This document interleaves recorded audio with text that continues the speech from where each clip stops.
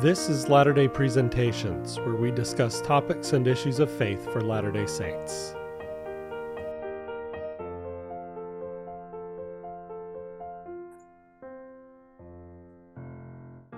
Okay, we are underway. Welcome, Ben. Let's talk about changing the church.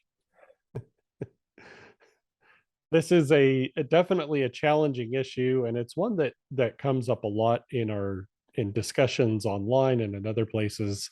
And hopefully in this presentation, we can talk through some hard questions of if, when, and how the church should or should not change, and what is our role as church members versus church leaders and so forth. So as we begin, let's just ask this question: does the church need to change? And the spoiler answer is yes. Okay, the church is always changing, and it always will be changing. So some kinds of change are needed, and change is normal, is what I'm saying. And most of us have a wish list of things we'd like to see change in the church. And that can be policies or teachings or culture, leaders and members in our wards and stakes sometimes, or demographic composition or personalities of general authorities and officers. On that last one, as a personal example, for the longest time, I served my mission in Brazil. So for the longest time, I wanted a Brazilian apostle. That was a change I wanted to see in the church forever. And finally, when Elder Suarez got called, I jumped up and down. Yeah.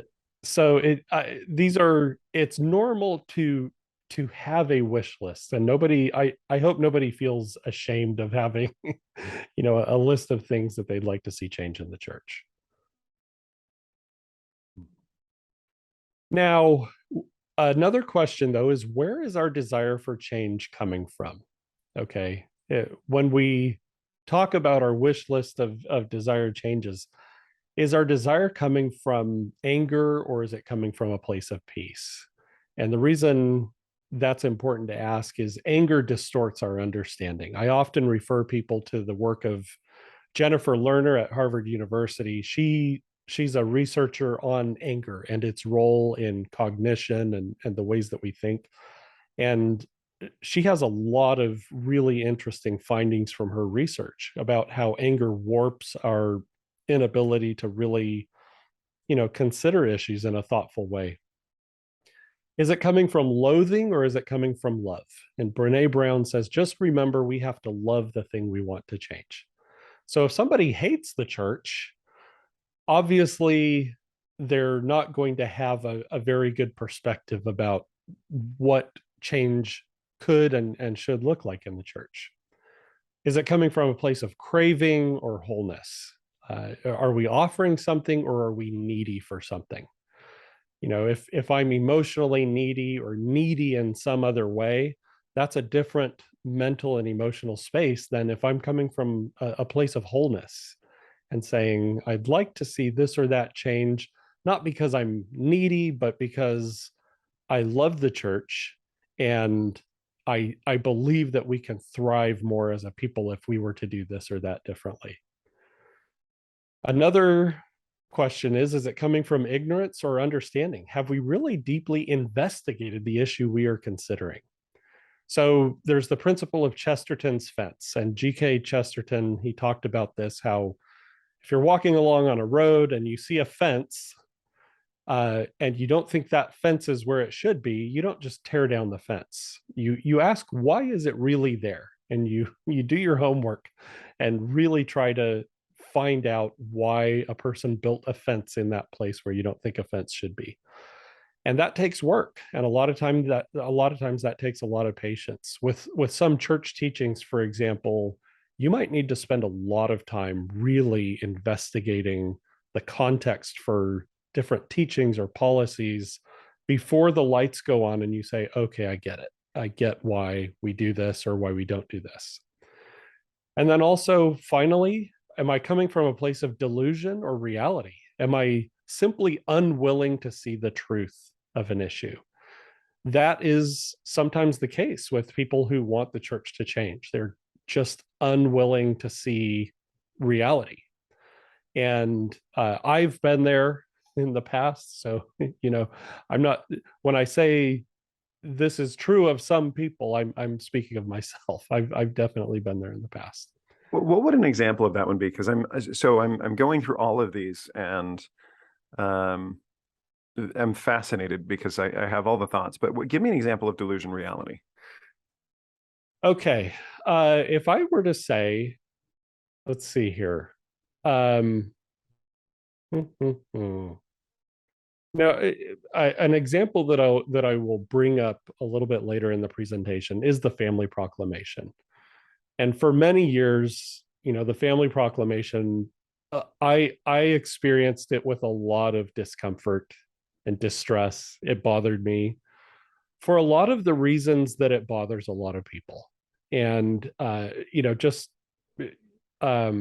yeah, a lot of for a lot of reasons. But where I was during that time, when I would think about the Family Proclamation, I was not really willing to see some important realities, important realities about the importance of the family, the and how God's design is for children to grow up in loving two-parent homes, and so on and so forth. I kind of just wasn't very receptive to some dimensions of reality. And so uh, I I guess that's what the scriptures call having a hard heart, right? I and it took time and some experiences to really soften my heart where I could like really think through it. And now, I defend the Family Proclamation pretty openly in many places because and in my mind it's become easy to defend given trends in society nowadays. But for a long time, I just was not really willing. I wasn't open to really investigating the merits of the Family Proclamation. That's a common example in the church, but there can be other ones. Any number of church policies are criticized by people who aren't really willing to dig deep and really think through like what's the value of this or that policy. It's interesting as as you were talking about it, like the thought that comes to my mind is, I have no problem with somebody arguing, saying, hey, I struggle with the Family Proclamation. Like, that's okay. I think that we can be friends and you can still be in the church. And like, I hope over time that changes. I have a very strong testimony of it personally. I believe in it without reservation. But there's a different thing that happens when people start to do this thing where they say, well, if you read it correctly, it actually happens to align with all of my privately held views. Right.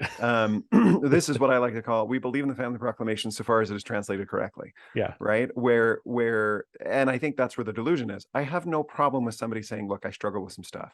I do have a problem with deceiving yourself into thinking that actually you are right and the prophets are wrong about what they believe. Right. Like that to me is a stretch that feels not just dishonest, but over the long run going to be really damaging. Right. Do you mind if I offer a couple of other thoughts just Yeah, while we're go on the ahead. topic here? Jordan Peterson, in his 12 Rules for Life book, it's one of the first chapters too. It's this very powerful anecdote where he comes to help a woman. She's having a really hard time. She's basically, what he says is there's not a lot of light in her life, not a lot of life in her life either. She's really kind of at the end of a rope and is just vacant, right? There's not a lot of soul. And he has a conversation with her about, well, what interests you and where do you want to go and what do you want to do? And nothing really shows any passion of any kind. And then near the end of the conversation, he uses the word possession very deliberately. And he said, and then all of a sudden it turned to politics and she comes alive with fury. Yeah. And we are destroying this planet. We are desecrating the environment. We should not be allowed to live. We are a pox upon the planet. And there's this, and I want to also explicitly say that in general, the left-right dichotomy is at play here. It is not the case that I am saying that this is only a problem on the left. What I am saying is you're going to see it very differently on left and right. And I would argue that, this again kind of comes from Jordan Peterson, that the yin and yang is one group, the left, challenges our institutions, right? There's a king and he's not very useful anymore. Let's get rid of him and have a republic. Look, I'm open to that. That's a great idea. But the pathology of the left is then to to cut off his head and that of all of his family, and to kill the people that come next, and to just keep going into this spin cycle of revolution, revolution, revolution. The right also has a pathology. The right's pathology is to hold on to institutions even when they've outlived their usefulness, or even when things are really, really broken. Or, and I think that this is the one that I see in the church more, I'm going to keep quiet about things that need to change so that someday I can be in the hierarchy. And then I'll make everything right, because once I'm bishop, this won't happen. Right. And like that is also an arrogant and proud, response. So I think people are going to feel like this is an attack on the left because of the way that we conceive of things. Yeah. I think that this is just as valuable for people on the right. It's just a different set of issues, and it manifests a little bit differently. Right. So, and when we talk about the right, one of the great challenges on the right in the church, on the political right, is the church's embrace of COVID vaccines and masks and these kinds of things. For a lot of people on the right, there really has been an unwillingness to see the efficacy of some of these things that the church has been asking people to do. Since the vaccines have come around, the death rate for COVID has just gone through the floor. Like it's a much more manageable illness now. It's not filling hospital emergency rooms or intensive care units. It's not overwhelming our public health sector. So but again, there's been a lot of resistance to seeing that on the part of people who have particular political commitments or other kinds of commitments. Now, that said, there are, well, I don't want to make this all about COVID, but I think it's important just to pay attention to, is there some dimension of reality that I refuse to see, that the church is not refusing to see, but I'm refusing to see it because I have some other commitment. And we'll talk a little bit more about what that looks like. No, I think that's great. One of the things that the thing that I love about that slide is that it goes through, and in schools we do something called a BIP and an FBA. BIPs are behavior intervention plans, and an FBA is a functional behavioral assessment. It sounds really complicated. It's really easy. When somebody is misbehaving, you ask, why are they misbehaving? Why are they doing this? Is there a function for this behavior? Might it be that they want attention? Might it be that they're hungry? Might it be that they're trying to, have some sense of control over some part of their environment? Right. I actually hate the FBA because it treats kids like they're objects and not agents. It's like, well, if we can just figure it out, we can meet that need, and then poof, then our little machine of a child will do exactly what we want them to do, and that's not how children work. One of the functions is agency. But anyway, that's my private little soapbox. The reason why I raise it, though, is that I think that there is some legitimacy to the idea that sometimes people want things to change because they are seeking a need. They're angry with a leader. They're frustrated by a church doctrine. They feel a need to control something in their life. I think that the tragedy of the Jordan Peterson example, where he's talking to this woman, is he said she had so totally mismanaged her own life that she felt some need to control some external thing. Yeah. And I think that that is something that is common, and it is not just on the left, but it's very much this, well, if the world was better, you would not be in the pickle that you're in. Right. Instead of, if you managed your life better, you would have a chance to contribute to the broader world. Yeah. And this is where, he's often said, fix your own life, get yourself in a position where you're running things well, and people will come to you and give you additional responsibility because you know how to get things done, and because you are trustworthy, and because you have integrity. Yeah. And then that is your scope of influence, where you can try to figure out how to run that well. And I think that's a much healthier model. That's super valuable and relevant to consider. I mean, if I want to be a change agent, do I have my own ducks in a row? Or am I just looking to lash out because I'm in pain because my life is not where it should be, right? So these are important things to consider. What really motivates our desire to see change. Now, let's talk about being a change agent or simply a rejectionist. And what is rejectionism? Well, it's this idea of just being able to point out the flaws in something or somebody without ever offering a constructive alternative. And it's the impulse to say no to things without offering alternatives. So if I say that the church needs to be more or less something, uh, I then have a responsibility to articulate what that looks like. And among institutions that change in the direction that I'm proposing, well, what happens to those institutions? And am I okay with that? Am I hoping that the church experiences the same things that those institutions experience? And here I put 4 examples of churches that have gone in different directions, trying to be queer affirming or emotive or exciting or culturally relevant. And you have these examples of shocking, things that Latter-day Saints, just due to our experiences, we would find shocking ways of experiencing church, right? Like, oh my gosh, church has gone off the rails. Look, they're doing a Marvel themed crucifixion drama at church. Church is completely off the rails. That's what we would say.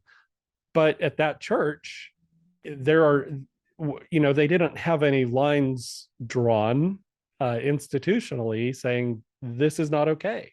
And when we don't have lines drawn, things generally tend toward the extremes, right? Extreme voices tend to win out because moderate voices, people get exhausted. And so louder, more extreme voices win out. And so if you don't have clear lines drawn, you can anticipate that things will tend toward the extreme. It's just the natural order of things, right? It's entropy. Well, and it's interesting. In my classes, I talk about, I have them read a book on teaching called Teach Like a Pirate. And the whole book is about how this guy shows up to his classes dressed as a pirate, and the kids love it. And all of my students get really excited. And then I do the thing from Dead Poets Society where I make them tear out the first half of the book because it's all garbage. And the reason I do that is because you will be shocked at how many young teachers think if I dress up, then that's how kids will learn. And it's like, you cannot make a cake out of icing. Right. That is not the fundamental of good teaching. And if you go down that path, I'm getting the vibe very much of Teach Like a Pirate, right? Yeah. From this, which is like, well, just engage them. Just be so exciting. Teach like your hair's on fire. Light your hair on fire. That might be fun. There's always this trade-off between trying new things and keeping to old things. And that's a hard trade-off. Yeah. Again, that's this archetypal left versus right kind of a thing. But just because, like, I think that if these things were happening in my faith, they would be everywhere on Twitter and we would get made fun of a lot. And part of the reason why we are so conservative is precisely because, let me put it this way. If you are open to new ideas, I'm okay with that. But you also have to be very gracious when people mess up. Yeah. And what I tend to find is that those two things don't go together. In fact, I'm open to new ideas. And when people try them and screw up, I'm going to be the first one complaining about how awful they were. Right. Openness and innovativeness, I'm super on board with. But if it doesn't come with grace, you're actually just a rejectionist. Right. And again, this is another application of Chesterton's fence too, is, okay, if we don't have sacrament meetings as rock concerts, why is that?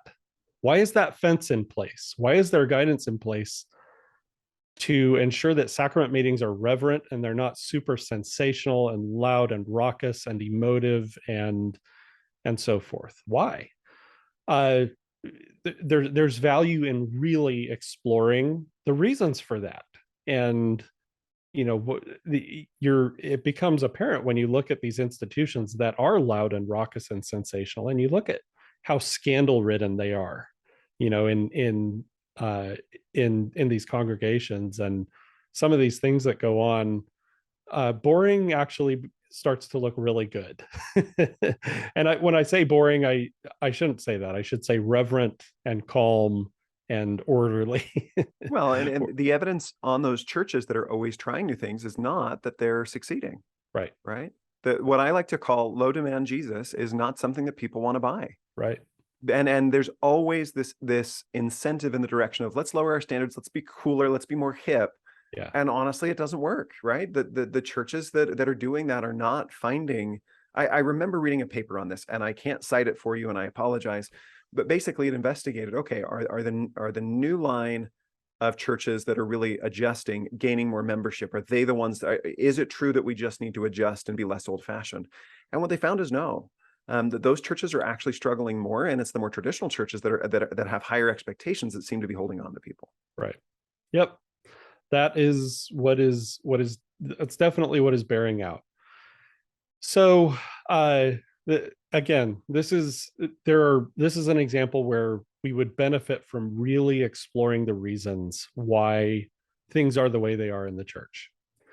Okay, so let's move on to the next slide.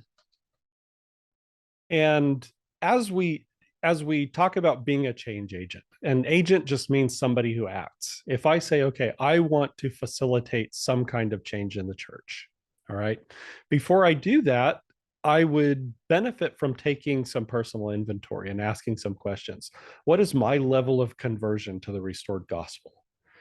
If my conversion has lapsed and I'm deconverted, I might be seeking to be a change agent for all the wrong reasons. I might be hurting and confused and angry and just seeing the church as a target that I can point at instead of looking at myself and looking inward and doing the work, right?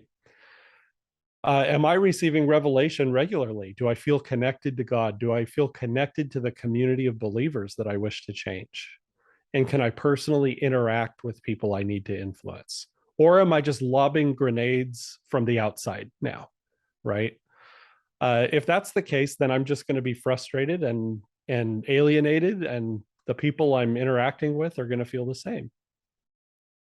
So I love this quote from Richard Rohr. Until people have had some level of inner religious experience, there is no point in asking them to follow the ethical ideals of Jesus. Now, he says the ethical ideals of Jesus, but I would say all of Jesus's teachings. It's hard to abide by them until we have some inner level of religious experience, which we call conversion. Indeed, they will not be able to understand them. At most, they will only be the source of even deeper anxiety. You quite simply don't have the power to obey the law, especially issues like forgiveness of enemies, nonviolence, humble use of power, and so on. And I would include chastity and those kinds of things as well, except in and through union with God. Here is the principle: you can only transform people to the degree that you have been transformed. You can only lead others as far as you yourself have gone. Stop trying, stop forcing reality. Learn the mystery of surrender and trust, and then it will be done unto you, through you, with you, in you, and very often in spite of you. Our approach to change often is to charge forward and attack, right? But Rohr here, he's saying there's something different that we can bring, a different mindset, a different energy that we can bring to our efforts to promote change. If I'm really converted to the gospel, I can trust God's timing, God's methods as I seek to become a change agent. I'm not going to be, banging my head against a wall all the time in frustration. Oh, this person wasn't receptive to something I said in a lesson or a social media post I did online. This person wasn't receptive. That person wasn't receptive. Oh, the church is so awful. Look how they're, and I'm such a martyr. I'm such a victim, right? Those kinds of narratives come forward when we're approaching change from the wrong energy, the wrong perspective.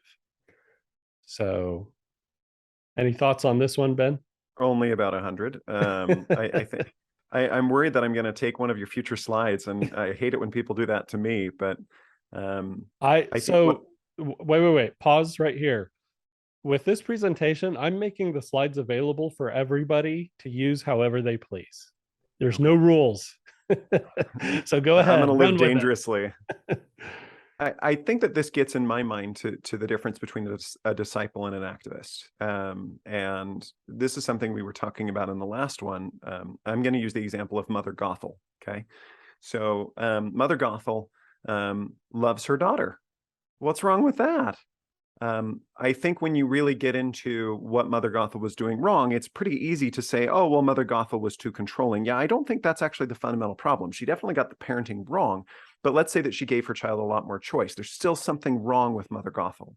And that is that she is parenting for the sake of the emotional payoff, for the sake of the company, for the sake of having somebody close by. It's not actually a healthy relationship. It's a codependent relationship. There's something really, really toxic about what Mother Gothel is doing. And I think what it boils down to is that she is not doing it out of the desire to benefit the other. Fundamentally, it's a selfish need. There are people who want to raise their hands and point at another group and say, the problem is, but they're not doing it because they want a better world. They're doing it because they need validation. Now, I'm not saying this of every activist. That is not the case. I'm giving one example. I think what you are saying here is that there's a need to look at why we're doing it, and that starts with the gospel. When President Nelson gave his talk about how we identify, right? Activists are activists for lots of good reasons, many of them very healthy and good. So I'm not saying that either. But you need to ask yourself the question, why do I feel the need to rise up and say you're doing it wrong? Because sometimes it will be because I want the affirmation, because I want to feel like I'm in control. I need to feel like I am valued and taken seriously. I had a good friend who was on a word council and just said that they felt like they weren't ever listened to. And I was like, no, I disagree. I mean, when you raise issues, I think that the bishopric takes it very seriously. They listen to you, but they don't always agree. Right. And because they don't always agree, you are left feeling like that they haven't listened to you. In fact, I had a friend of a friend was really concerned about some things with the church and said, well, that they're not going to listen. And this friend said, well, why don't we get you an interview with somebody at church headquarters? Let's see if we can get an interview with a general authority, which, by the way, I think is absolutely crazy that they were able to pull it off, but they managed. Had an hour-long conversation, a great discussion, came back. How did it go? Oh, super nice, really listened, did all of the things. Well, do you feel better? Do you feel like you were heard? No, they're not going to change anything. Okay, hold on a second. Like, were you heard cannot be, did they change so that you now get to run things in the church? If you think those two things are the same, you're going to be disappointed forever. Right. And unfortunately, I think that's part of what's going on is like people are now at the point where if it's not their personal set of policies, then, well, they're not listening. They don't care. And it's like, no, that's just the nature of an institution. That's not anything personal. Anyway, so I like the way that you. It is the nature of an institution, and it doesn't just apply to the church. This applies to our workplaces, our in academic settings, and school, and all a lot of these principles that we're talking about are not unique to our church experience in any way. These are standard fundamental realities about the process of change and change management and being a change agent in the world in general. So moving forward, there's a very controversial talk that was given by Elder Boyd K. Packer years ago that I love, and it's called "Which Way Do You Face?" And the idea was, when you're thinking about something that needs to change, are you looking at it from the standpoint of the church and the restored gospel and union with God, and looking out at the world from that stance? Or are you looking at the world and its ideologies and are you standing with the world and its ideologies? Are you standing with these different ways of thinking that are foreign to the restored gospel, and some of which actually lead people away from God, and scrutinizing the church with those other things as the lenses, right? Am I examining the church through these ideological lenses that are foreign to the restored gospel, and then finding the church wanting? Is that part of the problem? As I'm looking at what needs to change in the church? Well, and I love this one because you know that I'm a Jonathan Haidt fan.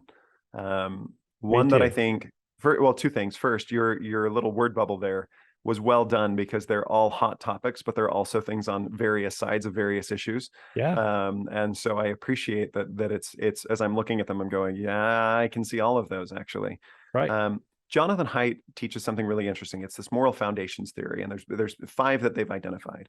And basically, what he says is, if you look at the 5 moral foundations, most people have 3 or 4 of them, but across cultures, you find all 5 of these pretty consistently. So there's care, harm. It's basically compassion. There's like a fairness, justice one. There's a loyalty and authority one. There's a few of these.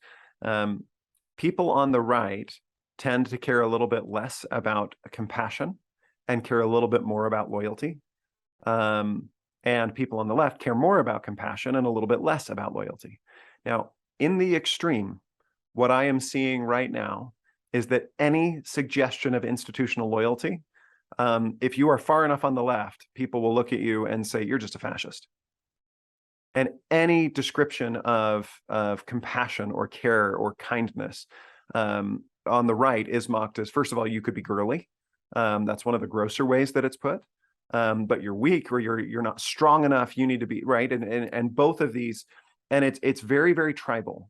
And so I think when somebody sees this slide, if they're a little bit more on the political left, I hope that they would understand this will be a little bit more uncomfortable depending on how you view the very concept of loyalty.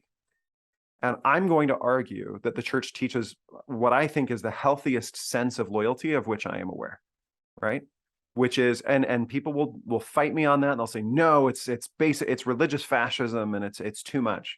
I have never felt it is easier to critique the church than almost anyone else that I am aware of. I know of no one who gets consequences for it. I mean, it is trendy right now to do. And by the way, I don't recommend that. Right. But this notion that you have to listen and pray, pay, and obey, that has not been my lived experience, and I don't think it's been yours either. I've worked in places that are highly bureaucratic and highly hierarchical, and the church is actually pretty loose, and we are working with lay leaders, and it's not, if anything, I think if getting back to your rejectionism thing, if you complain about how our bishops need to be better trained, but you also then complain about how it's super bureaucratic and there's too much structured power, those two things don't go together. Right. I think you're just taking the easy pot shots because they're easy things that you heard on Twitter, Yep. right? If you want a professional clergy, that's fine, but I guarantee you that the authoritarian issue is going to get worse and not better. Right. And so I love the talk by President Packer. I always have. I think that's partially because I think that loyalty is an undersold virtue. I think it's very underrated right now. And that doesn't mean that loyalty has to go to the fascist extreme. But I think we as a society have lost the idea of some level of loyalty and devotion to an institution. Right. I agree. A restored gospel and simultaneously a conversion to an activist gospel. And that could be on the right or the left, right? You're going to see so expressions of faith, of conversion to the restored gospel on social media are going to be along the lines of, I feel God's presence, I feel healing through the atonement of Christ, I acted on a prompting to minister and it turned out to be exactly what the person was seeking, I received a prompting while doing family history, I'm getting profound insights from the scriptures, I had real communion with God at church or in the temple, or I sense the goodness of church leaders and members even with our shortcomings. Those are expressions of faith and conversion, for Latter-day Saints. And if our faith is strong, if our level of conversion is strong and getting stronger, we're gonna be posting things like that on social media or even just in private communications at church and other places. Activist messaging is where we start saying things like other people need to change, institutions need to change. It's critically urgent that we put a certain person in power, either political power or ecclesiastical power. My political candidate will achieve God's vision for society. That's one that's pretty unique to the right. Oh, no, maybe not. Maybe not. Or I can't be at peace until a political or religious system becomes different from how it is. Or I'm disgusted with the people around me who don't share my views, right? Or when activism becomes our religion, those are the kinds of things that we say. And again, you can actually observe this in social media posts of people who are deconverting from the gospel and converting to, political or other ideological activist religion.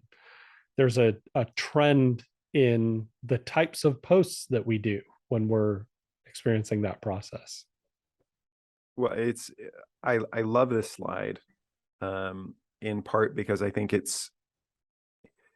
we joke about idolatry and that we don't worship at the altars of foreign gods, but I think that is not true. Right. And this is one of them. It's not the only one, but it is one of them that can be a problem.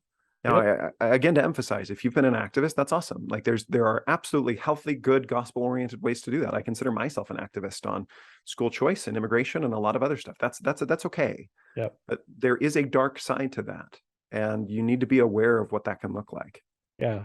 And an interesting thing to note is that Christian activism is different from other forms of activism. Christian activism has this paradoxical element to it where you actually can be at peace with failing in your activism, right? Like, okay, I need to persuade a group of people of XYZ. I'm going to go forward. I'm going to teach them according to, my best understanding, and I'm going to ask for God's help. And then I'm going to leave the outcome in God's hands. And how those people respond is not going to change my love for them, my feelings about them, my desires for their well-being at all, because they are not my moral compass, right? That is the spirit of Christian activism. It's very, very different. You don't obsess over other people's failings or their refusal to change in this or that way. We teach in a spirit of love, respect people's agency, and we love people regardless of how they respond. It's interesting that you say that. Somebody asked me if I have no shame, and I think they meant it rhetorically, but because I'm a jerk, I answered, and I said, no, I've taught middle school too long, right? Like my dignity is long behind me. That can be both really bad, but it can also be incredibly freeing. Yeah. I actually think that shame is a valuable emotion. I think it's good for people to feel like they are out of step when they break a community norm, right? Right. It moors us to the community. Yeah. At the same time, it's also one of those things where, especially on hard, sensitive issues, you need to be able to take a stand and know that you're going to get flack for it, but that you have to be able to say, I answer to God, I don't answer to Twitter. Right. And that's hard to do. But I think that's the other part of it with the Christian activism, is that it's not about me wanting to rule. It's about me wanting to subject myself to the one true king. Right. There's a submissiveness element to, I'm giving my life to Christ, and I just want to do what he wants. And that means ideologically, like if I realize that I'm off base, then I'm willing to repent and change. If I'm not doing it in the way and the manner and the method and the tone that he wants, then I need to repent and change. Right. And I think there's just so much safety in doing it that way. Okay. So now that you brought up the issue of shame, let's talk a little bit more about that because it is definitely a hot topic. And I agree. I think the instinct to eliminate any form of shame from human experience is not a healthy instinct. It's okay for me to feel ashamed of things that I do that are shameful, right? Now, there is an unhealthy shame, obviously, where I think I'm irredeemable, I'm bad because I did something bad. I'm fundamentally rotten because I did something bad. That's unhealthy shame. And activism, one of the indicators that it is going in an unhealthy direction, that I'm motivated in unhealthy ways, is when activism turns shaming, which it tends to do. In our day and age, activism, a lot of it is about shaming another group of people. Well, because it's a political tool. Yeah. mean, if shame is a weapon, if you think global warming is the most important thing, climate change, if you think climate change is the most important thing in the world, and you see a group of people who aren't on board with you, then you shame them. Right. And it's just too hard not to resist that sometimes. I don't think that shaming works politically. I don't think that it's particularly useful, but it's just too common a thing. Yeah. I also wanted to say, and this is where I'm getting out in my own tree branch here, out on a limb. I really do think that there are differences in how we are sensitive to shame. And the example that I would give of this is, I just think that men are a little bit more shameless. I think the right politically is a little bit more shameless, especially right now. I Yeah. don't say that as a bad thing. I don't say it as a good thing. Well, I think it is actually a bad thing. The left is more conscious of shame. So when my friends on the right attack me over something, they will mock me, but the mocking isn't for other people. It's attacking me directly. Right. It's not, you should look bad in front of others. It's, you should feel stupid. When Yeah. people on the left mock me, it's, how can you say this publicly? Don't you feel shame for how people are judging you? Yeah. Like the approach is very, very different. And I think it's, and the best answer that I have for this so far is, I have some deeper theories, but the simplest one is, I just think that the left is a little bit more communitarian. Yeah. And it's not a bad thing. But because the community matters so much for the left, if the community is judging you and you're out of step, you're going to go, whoa, whoa, whoa, I need to fix this. Yeah. And I think that the right, they're kind of almost anti-communitarian, where it's like, I don't care about my community, I'm going to do me, right? Right. I don't think either of those are healthy. Right. But knowing how often people are going to push you in one way or the other, I think is really valuable. I agree. And just being aware of how shame sensitive. And by the way, I'm talking about shame as only the bad side. The good side of it is there's also praise and reward, and you're getting things right. If you're sensitive to validation, I think that's part of that same network. But if you find yourself using that as a political tool, oh, I'm so glad that you changed sides and you joined the good guys, Yeah. and moral grandstanding and all of that stuff, I think we can be a little bit, I think there's a lot to learn about oneself by doing a shame inventory. How much pressure do I feel to change based on what other people are telling me to do? Right. I agree.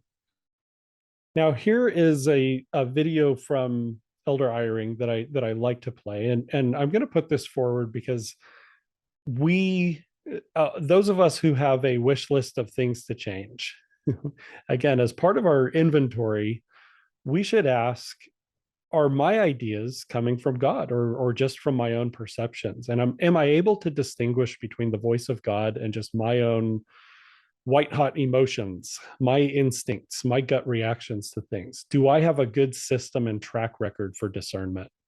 Okay, so I'm just going to say on a personal level, I don't. I've been striving for years to learn personal revelation, and I mean, it's a lifelong quest, obviously, and for me it's hit or miss. And that's why I'm a little bit skeptical of my own ability to discern what the church needs and how the church needs to change. So this video from Elder Eyring is super valuable because it talks about how discernment is, how it applies in the governing councils of the church. And as I watch this, I need to ask that question: is my discernment superior to this? What he articulates here.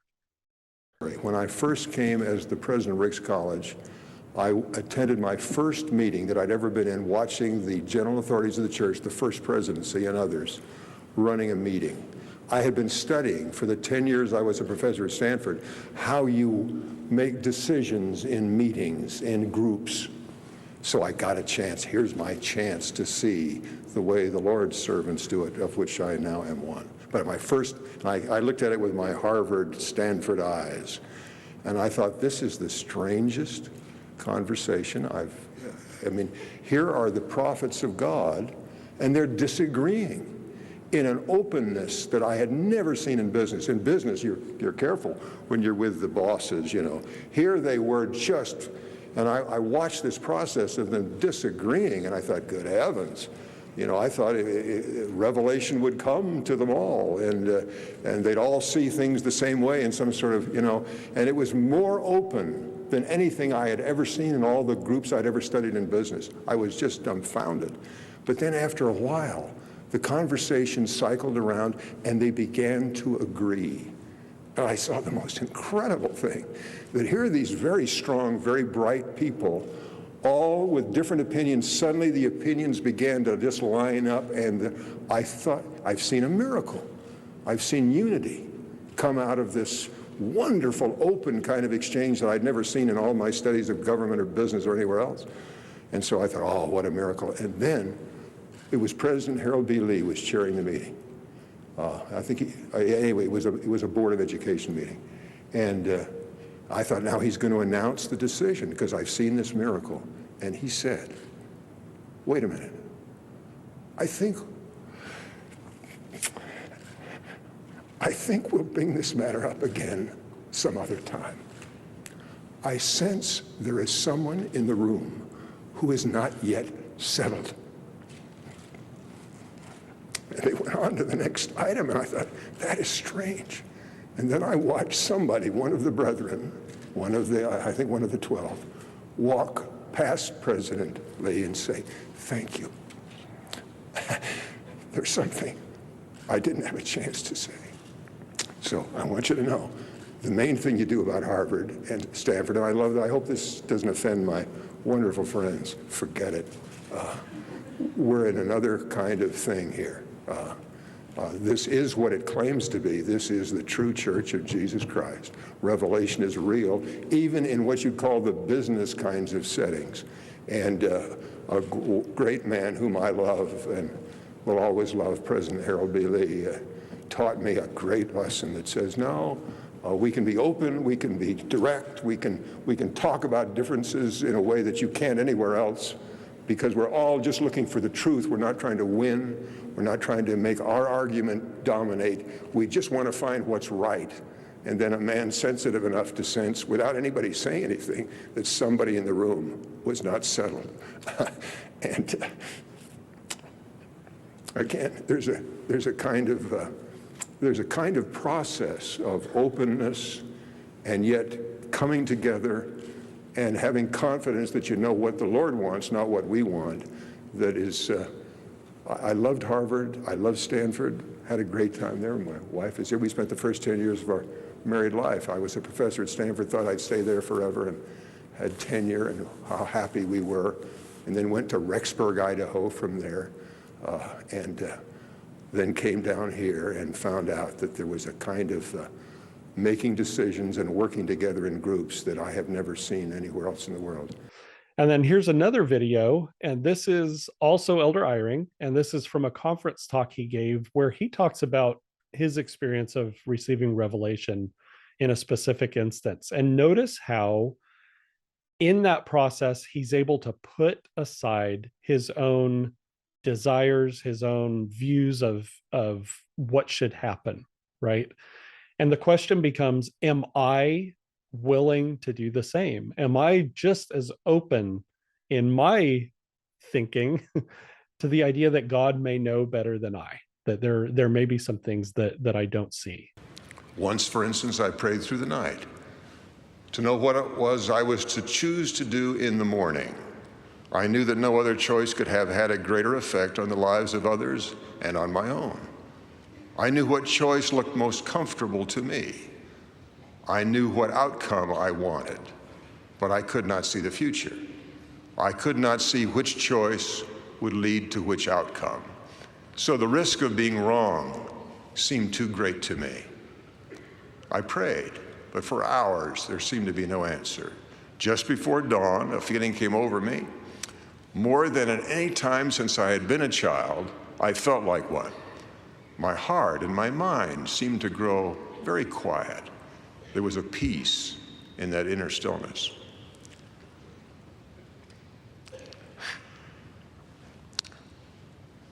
Somewhat to my surprise, I found myself praying, Heavenly Father,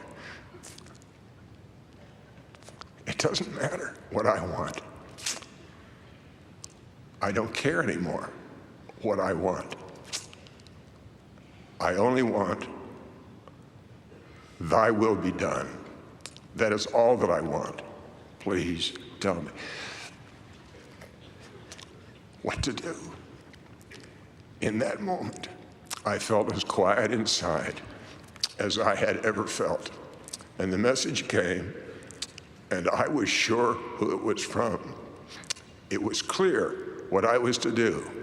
I received no promise of the outcome. There was only the assurance that I was a child who had been told what path led to whatever he wanted for me. I learned from that experience and from countless repetitions that the description of the Holy Ghost as a still, small voice is real. It is poetic, but it is not poetry. Only when my heart has been still and quiet, in submission like a little child, has the Spirit been clearly audible to my heart and mind. And this really does bring up this next question. Well, what if my desired change depends on the leadership of the church? Do I see what they see, and am I willing to see what they see? The Family Proclamation is a really, really good case study of that. As we think about, there are a lot of objections that are brought forward toward the Family Proclamation these days, and I used to be somebody who found it very frustrating. I think I avoided that document for like 15 years. The first 15 years of its existence, for a lot of the same reasons that a lot of people have a hard time with it now. And there did come a point where I had a change of heart, and that allowed me to be more willing to see the things that the evidences of the inspiration of the Family Proclamation. What has happened to families, what's happening in society now with just the unwillingness to even believe in basic scientific reality of biological sex and those kinds of things. So if I'm pitting my judgments against those of church leaders, and I think that my judgments are superior, I need to ask that question: what data are they looking at? And am I looking at the same data? And they're not super transparent about every aspect of their decision making, right? They actually do articulate it in a lot of public venues, but in terms of their private deliberations, we do know that they consult a lot of social science research and even just the news, right? as they deliberate and counsel together. My experience has not been that they are uninformed. Oh man, not at all. Well, it's interesting. A friend of mine was complaining about capitalism, and I happened that week to be listening in on a call. There's a cool thing you can do. This is during COVID, and he said, "Do you think COVID is wrapping up?" And I said, "Well, follow the money." He said, "Well, what does that mean?" And this is a friend that has gone back and forth with me about socialism, capitalism. I said, "Well, the best information in the world is generated by markets." He said, "No, that's stupid. Except that JP Morgan Chase and BlackRock and all these big companies really need to know what their investments are going to do. And so they have these regular calls that you can listen in on, and they explain everything in the world. Those are really interesting to listen to, and that's where you get this really good advice. From everything I have seen, the general church leaders are getting that level of information at all times from some of the best people on the planet. That doesn't mean that they're perfect. But it has not been the case that I'm listening to them and going, my goodness, they're just way off on the basics.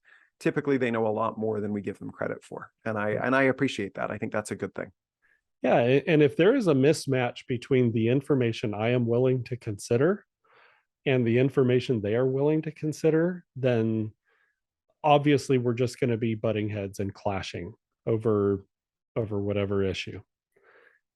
Elder Holland has a really fantastic quote here where he talks about counseling among the leadership of the church. And he says, "Not often, but over the years, some sources have suggested that the brethren are out of touch in their declarations, that they don't know the issues, that some of their policies and practices are out of date, not relevant to our times.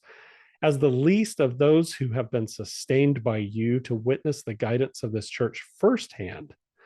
So he's speaking from firsthand experience here. He says, "I say with all the fervor of my soul that never in my personal or professional life have I ever associated with any group who are so in touch, who know so profoundly the issues facing us, who look so deeply into the old, stay so open to the new, and weigh so carefully, thoughtfully, and prayerfully everything in between.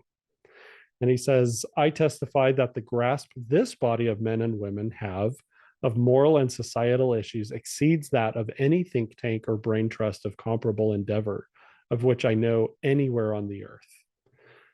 This is a very, very important statement for him to make. He talks about looking so deeply into the old and staying so open to the new.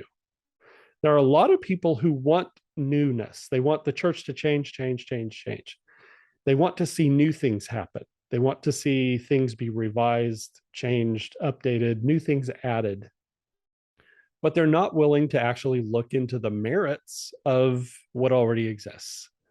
Or they're only willing to consider a straw man argument of the merits of things that already exist, right? And unless you're willing to do that kind of work of like really digging deep and investigating things like seriously, you're not going to have the same perspective as the leadership of the church on any number of policies. Well, and I think one of the traps that we fall into, I think that's the same talk where he goes on to say, I'd like to give you my personal testimony that they are not perfect, but of how profoundly good they are. Yeah. One of the things that happens when a leader disagrees with you is that it's a lot easier for your brain to say, well, that's because they're bad. That's because they don't like you. That's because they are out to get you. That's because, whatever. And all of a sudden there's an emotional rift where there used to just be a policy rift. And I think one of the things that is really beneficial about viewing them as prophets, it's actually easier to look at them as prophets that are infallible, which is why we fall into that trap just as often, instead of realizing that they are prophets, which means they're going to get it wrong sometimes. But I have a duty to sustain them, and that does not mean nothing. Right? That sustaining covenant, and I would argue that's what it is. We're making a promise when we raise our hands. That's a covenantal thing. That's a promise. I think, in my experience, promising to sustain the leaders of the church, that's going to look different for different people. But I don't think it means nothing. And I don't think that you should treat the brethren, the senior brethren of the church, in the same way that you treat your political leaders. Agree. If you talk about the prophet in the same way that you talk about the local, GOP candidate, that's a problem. Yeah. And I'll go one step further. I think that where a lot of this comes from is that democracy has infected everything, right? Yeah. It's just so easy. I mean, and it's for good reason. Freedom of speech, critique your leaders. That cultural zeitgeist is good, and that's what we do, and we should do that. Yeah. For democratic purposes. But I would never allow that in my family. If my kids were talking about my wife and her decisions and saying, well, what she really should have done, I would say this isn't a democracy, and that is not the spirit I want in my home. And go ahead. Yeah, I think that what you just brought up of, the democratizing of everything. I used to tell my wife, American Idol, the TV show, it did something to people. It made everybody feel like an expert in the music industry, right? I can tell you who's the best, who's the best singer, the most competent, the most consistent, and I get to vote on it, and right? And it was it's actually there's nothing wrong with that for American Idol. Okay, but if you get in this mindset where everything is a jump ball, everything, every view by everybody, everything is American Idol, right? Everybody's view is equally valid. That's just simply not true with so many areas of life and the world that we live in. Well, you also won't have time to breathe. You won't have time to do it. If you're so busy critiquing the leaders' decisions, you're not going to have time to smell the roses. And Right. I don't say that lightly. You'll have a miserable life of it. Right. And part of one of the ways that I judge when it comes to activism is, are they being activists about something that matters? A friend of mine was, and I think this is particularly a problem in colleges. A friend of mine was at Harvard, and he looked at his buddy and he said, what do you think we're going to learn today? And his buddy looked out the window and said, well, based on what I'm seeing, it's how to protest. And they both laughed. And the reason why they laughed is because every day at Harvard, there's a new protest in front of the president's home. every Yeah. single day. And sometimes it's really meaningful stuff, and sometimes it's really, really dumb stuff. Right. Right. But and his kind of cynical joke was, look, I think that they allow this to happen because it's cheaper than therapy. Wow. It is easier for students to feel important by protesting than it is to resolve some fundamental issues of what we are telling them and selling them in terms of the kind of the college worldview, that you're here to Yeah. make a change and to make a difference.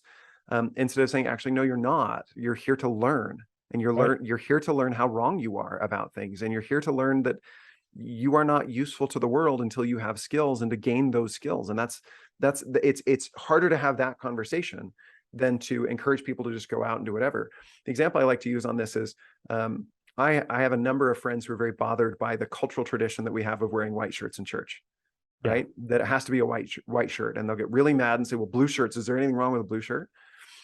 I don't think there is. I think that there are two issues here. One is there's a symbolism of purity when it comes to passing the sacrament, and I like that. I think that that's actually really quite beautiful and profound. But I think that the deeper issue is that we're culturally conservative because this is a ship that needs to sail careful and calm for a long time.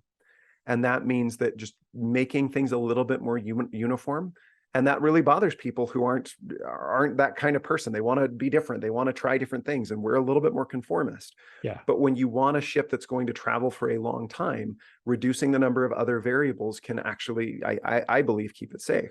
Right. But the deeper question is, if you're going to spend all your political capital on blue shirts, I have a question about your priorities. Yep.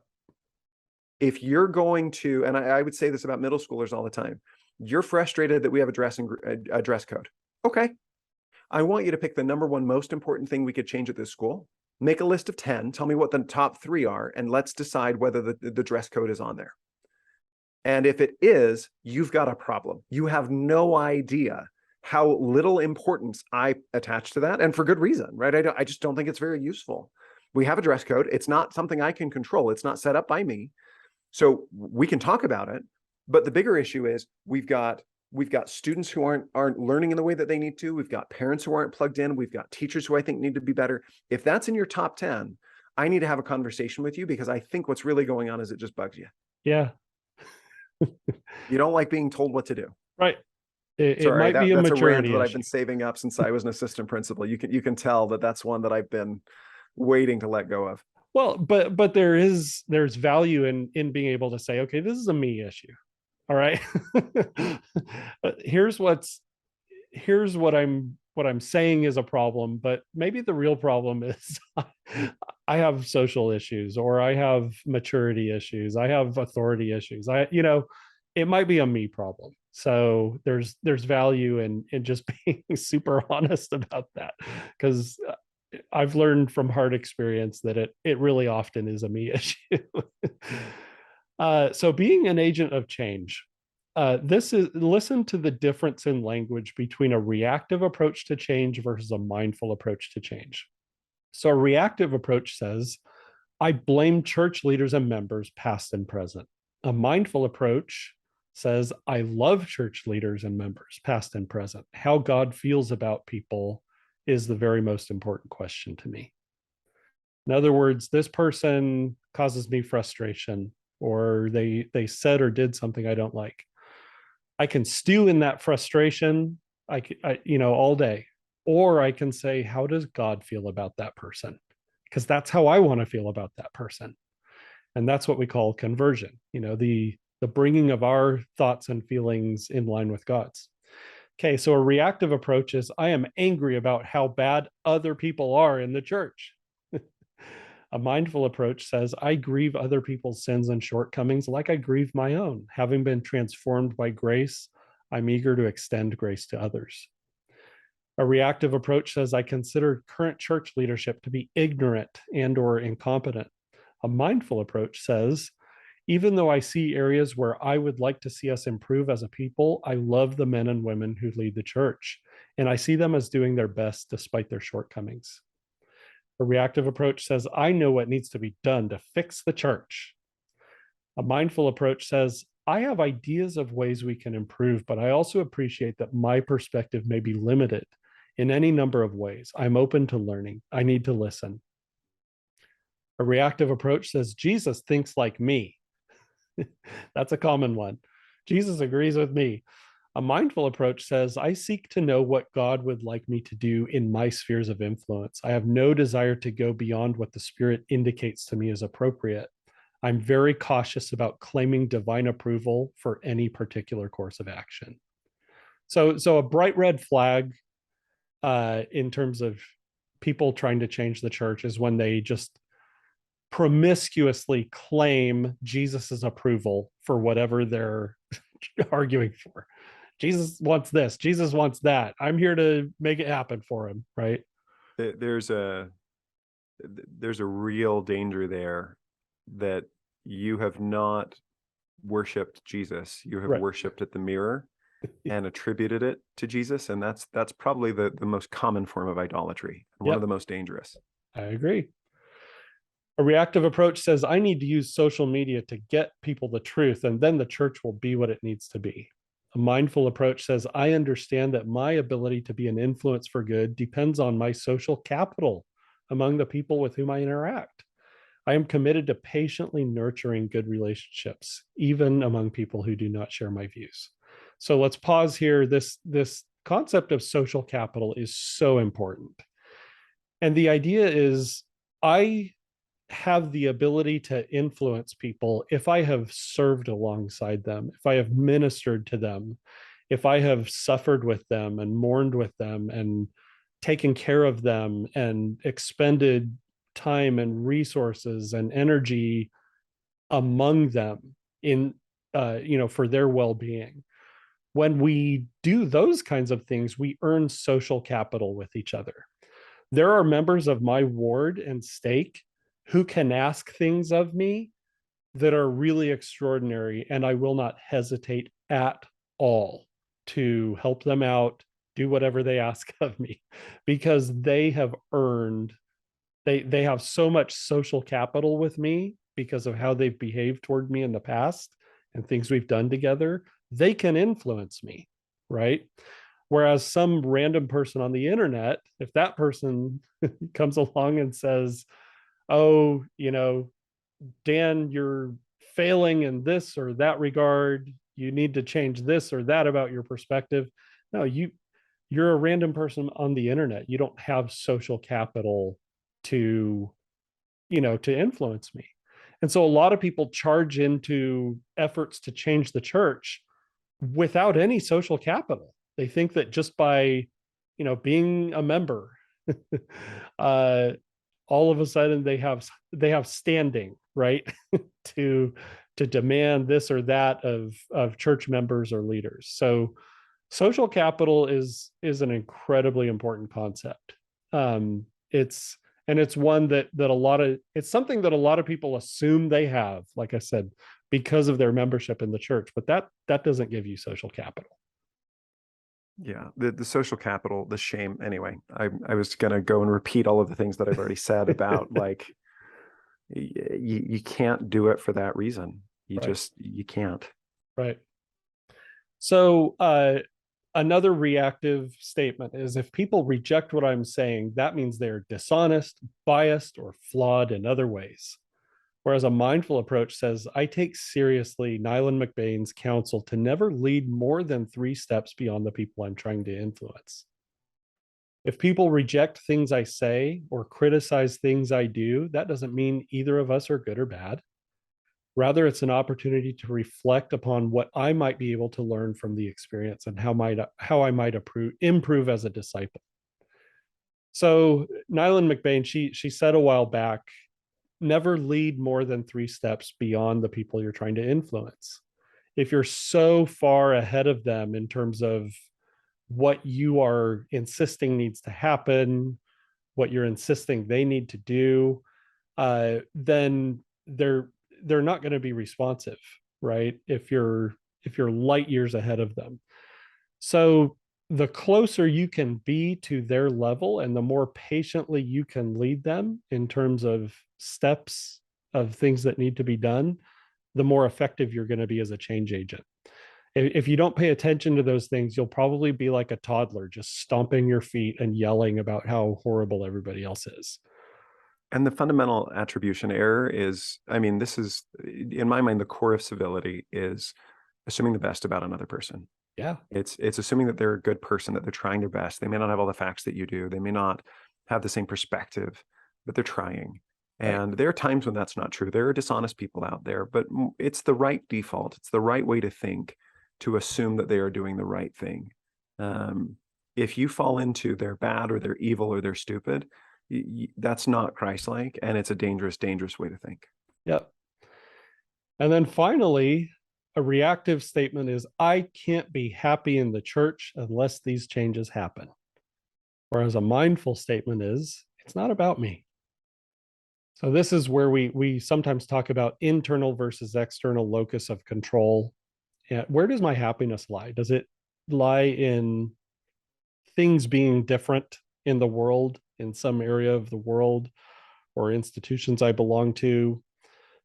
Does my happiness depend on other people, accommodating me or changing in certain ways, or being something other than than what they are?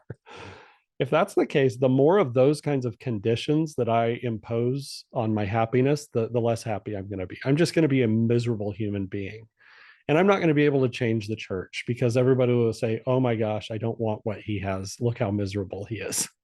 Well, and if you believe the church, if you believe the claims of the church, there's nothing that the adversary wants more than for you to feel like you don't belong unless you get your way. Right. He wants you to throw that temper tantrum. He wants you to say, if you don't change, then I'm going to, yeah, that's what he's aiming for. Yep. Because then you've put yourself in the pickle, because when things don't change, then you'll be on your way and he doesn't have to push anymore. Right. Absolutely. So let's talk through a model that I sometimes talk about, and this goes to my professional work in consulting. When an organization needs to change in some way, and so in IT, you might need to change different computers to different computer systems that people need to use, as opposed to the ones they're familiar with, or different business processes, right?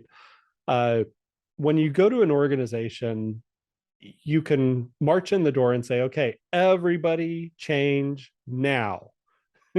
Switch over to this new way of doing things. And every time you do that, you're going to fail as a consultant, as a change agent. It just never works to impose change like that.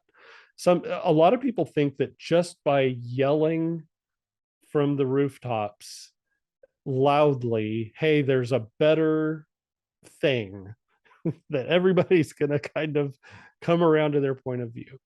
And that's not the case. If you really want to transform an organization, think of it as like people live in a city, and in that city, they have their ways of doing things, the things that their ways of life that they're familiar with, and they like their city. They're familiar with the roads and the patterns of living and the running water, the electricity, and how they get their food. This is their comfort zone. So rather than simply complain about people living in the city where they live, right? And that city might be just an ideological city, just our ways of thinking about things. Rather than complain, you can build your vision alongside the status quo, and people can observe that and determine if it's better. And then the new city can be analyzed and criticized. So in other words, like right now, there are a lot of organizations whose computer systems run Windows 10. That's probably the most widely used operating system among companies and government organizations and so on and so forth. But a lot of organizations are in the middle of transitioning to Windows 11. And this has happened with Microsoft Windows over the years. Organizations have had to change to different versions of Windows. I am much more likely to go along with changes to Windows if I see other people using the new version and I see, oh my gosh, they're able to do their work. It doesn't complicate their life. They're not miserable. Like, they're actually very effective using this new operating system, right? So if you're going to change an organization, show them the new city and show them how it also has good streets, electricity, running water, access to food, but the architecture is better, and there are a lot of things that are better about it. And that's why we want to live here. A lot of people will just move on their own without you trying to force the issue, right? And a lot of critics of the church have said things over the years that the church needs to change this or that. And the model that they've proposed has no running water, has no electricity. Some critics have said we need to think of scripture in ways where we deprecate miracles and say miracles aren't real, because we want to accommodate some church members who may not believe in miracles or whatever. Well, the problem is miracles are real. So we're not going to move to a city that doesn't have running water, right? Nobody's going to do that. Actually, a few people might, but if you're looking to change the church, again, model the change that you would like to see. And if people see that you're happy, you're thriving, you're at peace, you have the gifts of the Spirit in your life, you are full of love toward other people, including your enemies. If they see all of those things, they're much more likely to be receptive to your message about change in the church. Anything to add there, Ben?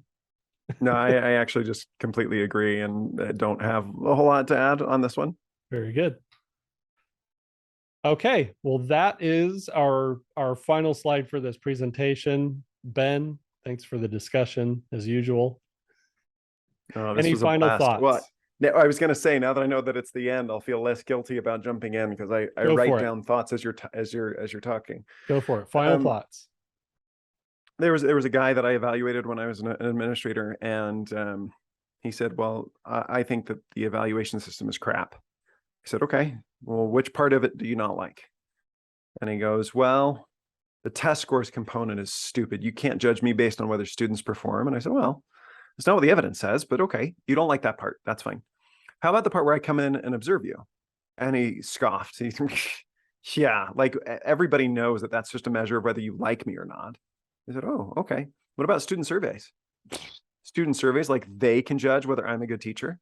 I said, "Okay, well, that's 3 out of the 6 things that we use. Which of the 6 do you like?"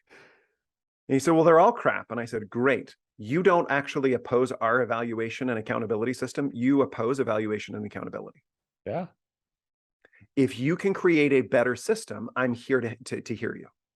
But if you can't, then there's nothing that I'm going to be able to do to fix this problem." Right. From a professional lens, I think it's really important to say to people, I am sorry that you're feeling attacked or frustrated or whatever it is. I want to work with you. I want to help you. But accountability is a part of the game. That's my example of rejectionism. It is so easy to fall into the trap of pointing out the flaws in a policy or in the church or in whatever. And I think it's really important. I mentioned this earlier, but I want to be a little bit more specific.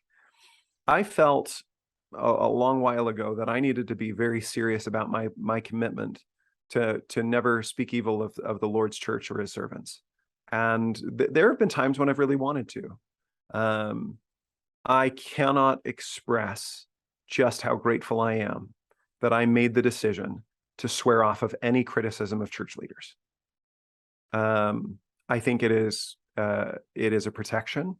And that doesn't mean that I don't have the feelings. And I sometimes will still tell people, hey, I've made a decision not to do that. That doesn't mean that I don't still disagree with things. It has forced me to watch my language in a way that I think has been profoundly helpful. And it also gives me a tremendous amount of humility because it's forced me to say, what can I see that they are doing right before I go to what they are doing wrong? And it's really helped me to see, the democratization of everything effect. There's a quote that I saw on a guy's wall. I was actually giving him an evaluation, and this is a different teacher. He was awesome. And it was painful because the evidence on evaluations is actually kind of funny. They're very predictive, actually, of long-term success for teachers. But they're very predictive on the tails. In the middle, they're not very predictive at all. And that's a nice way of saying it's pretty easy to spot a terrible teacher and a really great, a terrible teacher and a really great teacher. It's actually really hard to tell the difference in the middle. And this is a phenomenal teacher who got a score that was a little bit low. And I saw on his wall the quote about the man in the arena. And I was just filled with, I mean, he was a friend and I respected him and I thought he was a great teacher, and he didn't do bad, but it was just lower than I know he wanted. And the quote talks about how it's so easy to judge the man in the arena, Yeah. but until you've been there, you just don't know. Right. And this was a case where I'm sitting in, and he was a special educator. I just have tons of respect for this guy. And I'm sitting there going, I've become the thing that I hate the most, right? I've become the guy who literally goes around and nitpicks other people as a profession. And at the same time, to be clear, that was my job. I did the best I could. I actually prayed about my evaluations a lot of the time to be like, is this even fair? Like, this guy's awesome, and I know he's awesome, but I feel like I have to give the score. What should I do? I left feeling like it was the right thing to be honest with what I had felt, but also to recognize that it is so easy for me to judge a special educator when I never taught special education, and a group of kids that are way harder than anything that I ever taught. Yeah. And to have the humility to recognize that, I think is important. The other thing that I'll say is that long term, we're going to be in a really dangerous place if we keep attacking all of our institutions this way. Yep. This is something that I feel really strongly about, and it's not a cabal, right? This is not an evil group of people trying to tear down institutions. A lot of it is just the incentive, right? No one. Let me put it this way: if I came out and said the church does really well at handling, I'm trying to think of an example, of handling cases of fraud and embezzlement. That article in a newspaper is going to go nowhere. No one's going to click it. I don't think anybody would ever dare even report it because it's not even a use of time. As soon as there's a scandal, it'll go everywhere. Yeah. That's the incentive. And that doesn't mean that's wrong. I actually think it's good that the bigger our institutions get, the bigger the incentive is to get things right. That's healthy. But we've now gotten to the point where if any institution exists at all, it's just so easy to pick at them and to cause problems. And there needs to be a point at which we can step back and objectively look at this and say, okay, this is hard, this is not easy, but let's find a way to do this where we're being fair and we're not throwing the baby out with the bathwater when it comes to our beloved institutions. Absolutely. I love what you said about criticizing church leaders. I am somebody who has felt and regularly continues to feel frustration with church leaders. I think it's just part of being awake and alive in in the world. It's part of being a part of an institution. And so what I want to say is I don't believe that people should feel, I don't think anybody should feel like they're a horrible person because they get frustrated with this or that church leader, pastor, president. But there are ways of responding to that frustration that don't canker your soul. And what we have been taught, and this is absolutely 100% true, is that criticism of church leaders and public advocacy against them causes us to lose the spirit. I know that from personal experience, hard personal experience. So when I do feel frustration towards church leaders, I do ask myself, based on my hard experiences of the past, what is the right way to respond? Can I respond in a mindful way rather than a reactive way where I might say or do things that actually distance me from the spirit? And that's hard. A lot of that, for a lot of people, they've never actually contemplated that it's normal to feel frustration towards church leaders. And so when the time comes that they actually do feel that frustration, sometimes they internalize this shame, like, oh, I'm a horrible person because I disagree with this or that thing that was said or done. No, doesn't make you a horrible person. But if you've never processed that kind of an experience before, you might just respond to that with your own gut reactions and your very simple, childlike instincts of get mad, yell about it, and those kinds of things. And those are things that if you're not careful, they will destroy your soul. I mean, canker your soul was a beautiful phrase. Yeah. You just kind of shrink and shrivel in your ability to love, when you become an accuser like that. And it just, it really, I have felt this in the past. I've been in situations where I've felt so much frustration toward a church leader where I've said, if I let this consume me, it will destroy me. It really will. I've actually stood over that abyss and looked into it. And I've seen a lot of people jump into it. It starts with a simple criticism, which then compounds and compounds and compounds. And then, they're no longer talking about the gifts of the Spirit in their lives. They're no longer talking about joy, and they're just lashing out in anger, and they're gone. Spiritually, they're just dead. That's why I appreciate that you brought this up, because what we're not saying is never feel any frustration toward church leaders, never feel any frustration toward church policies or those kinds of things. What we are saying is those are normal experiences, but you have agency in how you respond, whether that's a mature, healthy way or a not mature and not healthy way. And in fact, I mean, we've heard this 1,000 times. It's not the inclination that's the sin, it's the behavior, right? And Right. I think that's, we always apply it in one specific area. I think that is true all the time. Now, what I will tell you is good behavior over time. I don't know about in other areas, but in this one, by swearing off of the criticism, I find that my inclinations towards my leaders have changed. Yeah. I think that the other thing that I've found is, it's easy for me to sustain the general leaders. It's harder for me to sustain my local leaders sometimes because I think I'm smart and I could do better. And for a long time, I thought that was just, that was a personal failing. And now what I've started to realize is, I'll bet that if I worked with the general leaders every day, it'd be hard for me too. Yeah. Right? Because I would see that they are human, and that's okay. And at the same time, I think I would also, so the part of this is, so in education, we're famous for our water coolers, and I'm not talking about the H2O, right? Like, we have a problem with gossip. We have a problem with being unkind. We have a problem with these weird social hierarchy, like Mean Girl games. And no, it's not just girls, right? That's just, the movie is something that will be an emotional response. People know what I'm referring to.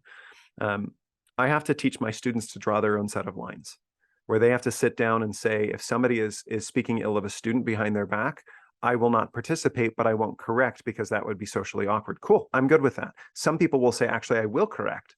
And I will say, hey, do you mind just not doing that around me? I get it, it's fine. But if you could not do it around me, it's just something I'm trying to work on right now. Great, that's a good rule too. With one person, they said, I'm going to correct them and not give them an out. I'm going to say, hey, I don't really like it when I hear that. And I think that our school should be a better place than that. Look, I don't know what your line needs to be. But if you don't have one, you're going to find yourself in the place where you're surrounded by other people who are doing. And by the way, I'm saying this because I have 100% fallen into this pit myself. I've repented of it, and I'm trying to be better, and I'm trying to pass along the lessons that I've learned. But I think that it is important that we realize that general church leaders are imperfect, and so are our local church leaders, and we should feel the same level. Maybe not the same level, but I think that the injunction to sustain our leaders carries weight for both. And I think that that's important. And one of the things that I try and think about is, if I were in their position, what would I want somebody to be saying of me? Right. And it would not be, oh, he gets it right, he's really smart, he never makes a bad decision. It would be, he's got a good heart, he's trying his best. Yeah. And I think that that's a valuable one. Yep, I agree. So let's close with that. Thanks for the discussion, as usual, Ben. And let's do it again soon. This was a blast. Thanks, my friend. This has been an episode of Latter-day Presentations. We would like to remind viewers that our channel represents our own views and not necessarily any official positions of the Church of Jesus Christ of Latter-day Saints. We hope this presentation has been informative. Our notes for this show are at Nauvoo Neighbor, and the link can be found in the show description. Also in the show description, we have a link to provide feedback. If you would like to suggest a topic for discussion, or if you would like to contribute a presentation on a topic of interest to you, let us know. Thanks again for joining us.